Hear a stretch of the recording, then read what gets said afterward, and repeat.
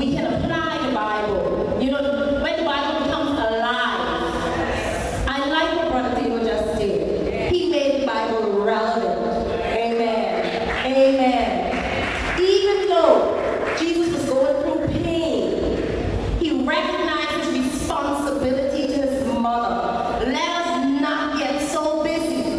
Let us not get so stressed out that we don't recognize our responsibility to those who God has entrusted in our care. Amen. Amen. Amen. Thank you so much, Brother Dino. Continue to allow God to use you. God is going to work in you if you are allowing him to do so. Thank you so much. Give Brother Dino another round of applause. Amen. Amen. Our next speaker, I think he may be our youngest speaker this morning. Our next speaker is Brother Zavon Sims. I remember when Brother Zavon born. He has grown to be a very well-disciplined young man. Amen. And his attitude is very mature to the things of God. He's a fit foreman as well, and he attends the Holy Family Academy Catholic School. He has great influence, and he's a great example to his peers. Amen. He enjoys sports. He's very active, and he's also a member of the Rising Star basketball team. Now, for those of us who knows the Lord, as a little child, his mommy always had him in church. And even from a toddler, he was dancing and praising God and having fun in his own little way. Zavon has now blossomed to be a great man, I would say. He's a great teenager. I love the attitude. I love his willingness to serve God. Amen. And I love his willingness to put God first. Amen. Zavon he is a man in his household, because once Xavier is not there, he's a man in his household. And I'm told that he's doing a fine job taking care of his mom, his grandmom, and his two older sisters. Zavon's motto is strive for greatness, and this represents every aspect of his life. Now, for those of you who were here on Wednesday and Thursday night, you would have seen that Zavon has recently accepted the Lord as his personal Savior. And I want, like I said with the others, I want us to continue to encourage Zavon. Amen. We're living in a day where peer pressure is so prevalent, and we need our young men to continue to be positive examples. Amen. Zavon will be speaking this morning on my God, why have you forsaken me? Zavon, congregation, Zavon.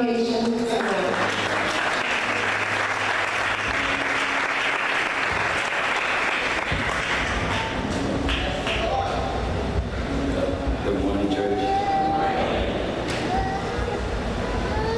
My topic today is to hear from Matthew 27, verse 46. About the ninth hour, Jesus cried out with a loud voice, saying, Eli, Eli, lama sabachthani. That is to say, my God, why hast thou forsaken me? To be forsaken means to be abandoned or deserted. To be deserted by friends when you need them the most. Jesus was forsaken by his disciples, by his Father, and by his God. In Matthew 26, verse 31, Jesus said to his disciples, all of you shall be offended because of me this night. For this is written, I will smite the shepherds, and the sheep of the flock shall be scattered abroad. Judas betrayed him, sold him for 30 pieces of silver. Peter denied him. Peter denied he even knew him. And in Matthew 26, verse 56, we are told that all of his disciples forsook him and fled after he had been arrested. Jesus was forsaken by his Father.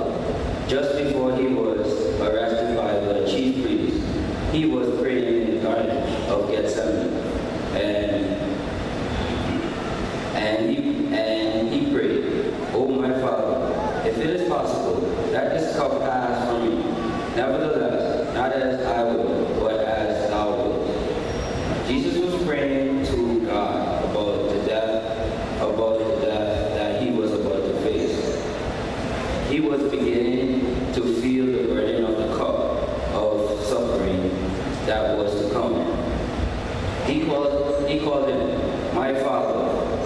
expressing his willingness to carry out his Father's will despite the suffering he would face. But on the cross, having been beaten and nailed to a cross, he feels forsaken.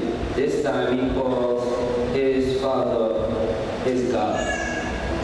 In John 1, verse 14, we are told that Jesus is God, made flesh, and lives among men. In John 10, verse 30, Jesus claimed that he and the Father are one. So Jesus was God, and he was also a man. On the cross, we see his humanity more clearly. He suffered great physical pain, and he felt forsaken, that is, emotional. But he was not forsaken. His Father allowed him to experience the suffering of the cross for our sins. 2 Corinthians 5, verse 21 says, God made him, Jesus, who had no sin, to be sin for us, so that we might become the righteousness of God. This is the way of the Lord.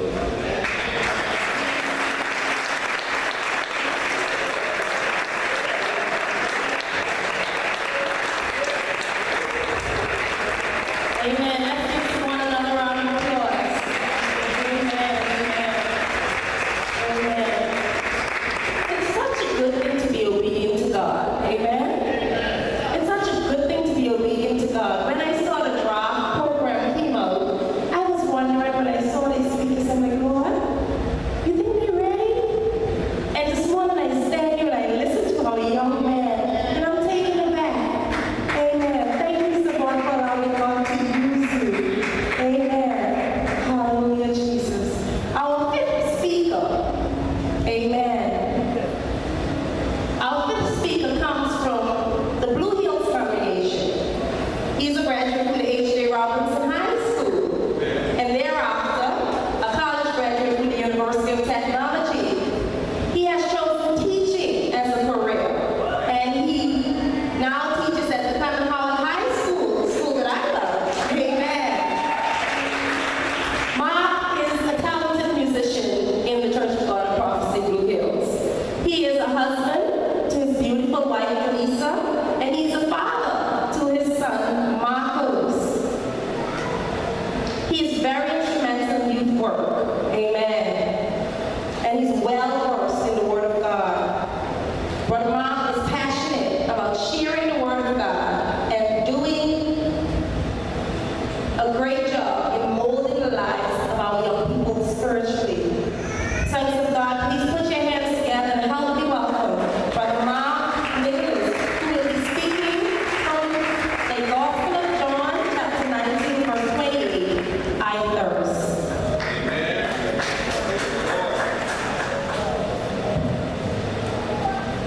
Good morning, church. I give God thanks for allowing me to be here and all the other young men. And respect goes out to the pastors, ministers, and all leaders. In John chapter 19, verse 28, after this, Jesus, knowing that all things were now accomplished, that the scripture might be fulfilled. What does it mean to be accomplished? To bring to its goal or conclusion, carry out, perform, to finish. What does it mean to fulfill? To carry out or bring to realization as a prophecy or promise. A lot of us, especially in this generation, take the crucifixion of Jesus Christ as just another horror movie with no meaning to it. But to thirst, me, is a sensation of dryness in the mouth and throat caused by the need of liquid. If we can picture, because some of us may be visual learners, because I like when I'm in class or anywhere, when the teacher was speaking of something or when I want to design something, I could picture how it would look. If we look or picture, close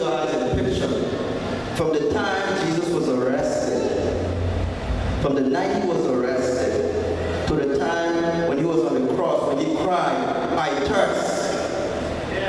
How many of us in here, could have withstand all the torture, all the agony? But despite all of this, me, you, all of us, Jesus had us in his mind that encourages him to continue, push forward, because he really loved us. Imagine the night Jesus was arrested. He was struck in the face. And a lot of us nowadays, if somebody hit us in our face, it's war. And the Bible says if somebody hits you in the face or something, you got struck in the face, you turn the other cheek. But a lot of us, we still disobeying that. But Jesus, not only he was struck in the face the same night he was arrested, but he was spat on. And we know if somebody spit on us, that's very disrespectful. Whether they kill us, whether they bigger than us, we fight. We ain't holding nothing back, right? But Jesus didn't try to prove anything, because Jesus knows what he had. If we really trust in God, sometimes the situation we may come into, whether we say our job, like my brother said, or family, whatever the situation may be, you just have to keep on trusting God. Because sometimes God allows certain things to go the way it goes because we don't trust him enough so he can deal with it. That's right. So imagine from that night, all that being slapped in the face, Jesus, and the next day, feeling dehydrated, exhausted, battered and bruised from all that beating he took the night before. And the mob, the crowd, knowing he himself was innocent, still was saying, crucify him. But despite all of that, Jesus had me, you, all of us in his mind. He continues to push. Imagine Jesus being beaten with a whip. A whip. I don't know if my brother can pull up the image for me.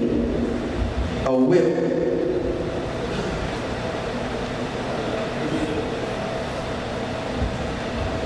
It's a short whip. Now, if you guys can look at the whip, consisting of 7 heavy leather thorns.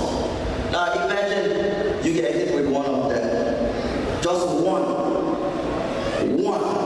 But Jesus, they struck him forcefully over and over and over and over again.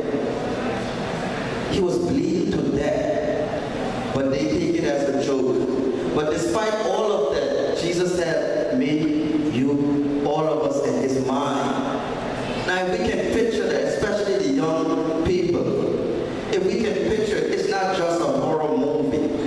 Because there are a lot of scary movies out there we're watching, so we take the crucifixion of Jesus Christ, the movie, even when we watch it, and we put it in the same category. So to us, some of us, they have no meaning.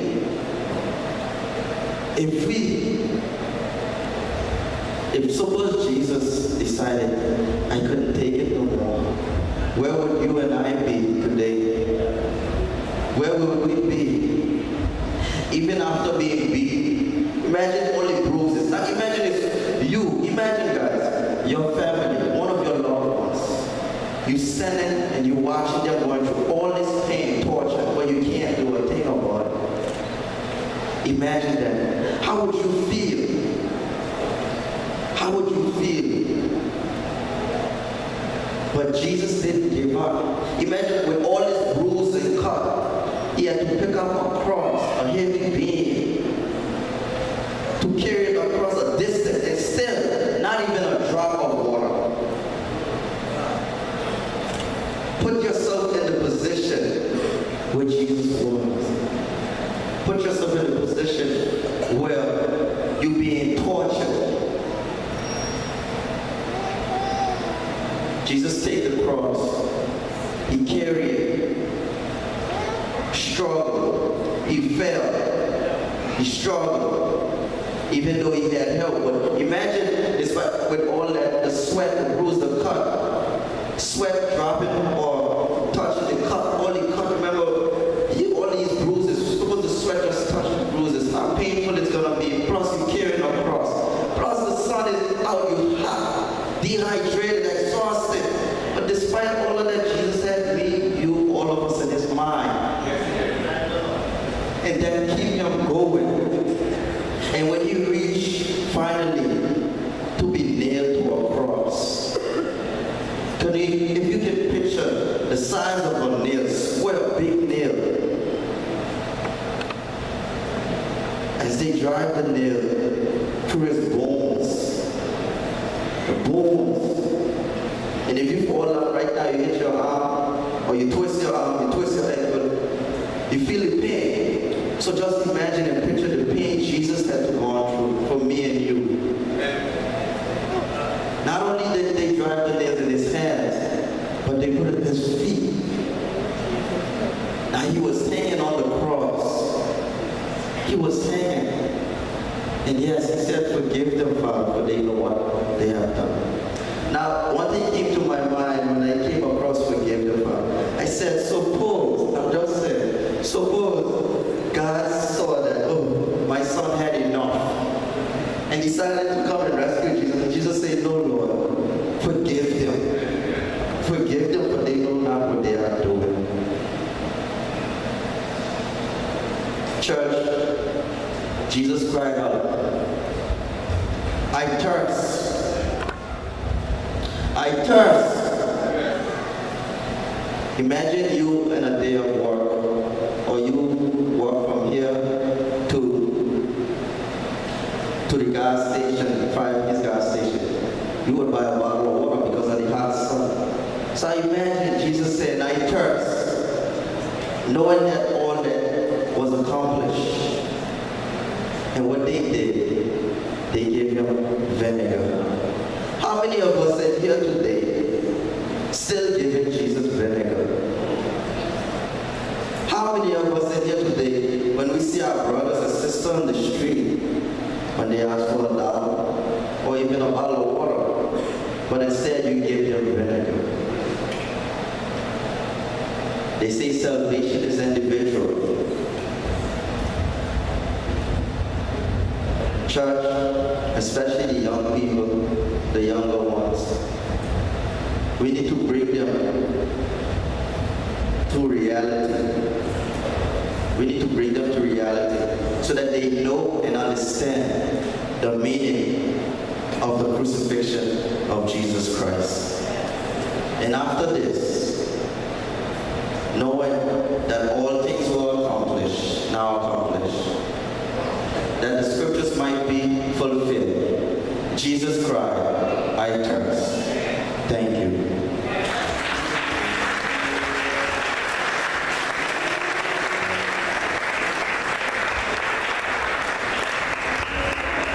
Amen. Let's give him another round of applause. Hallelujah. Such a perfect depiction of the crucifixion of Jesus. Are we giving Jesus vinegar today? Hallelujah, Jesus. Jesus did what he did. Jesus endured what he endured for you and me. And some of us are still giving Jesus vinegar. Hallelujah.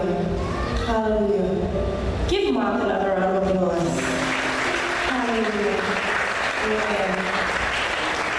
Our sixth and final speaker for this morning is Brother Ronaldo Mizik. Brother Ronaldo comes to us from the 5 Keys congregation. Amen. Now he is the son to Bishop Westby and Sister Irma Mizik. He is married to the beautiful Keisha, and he's father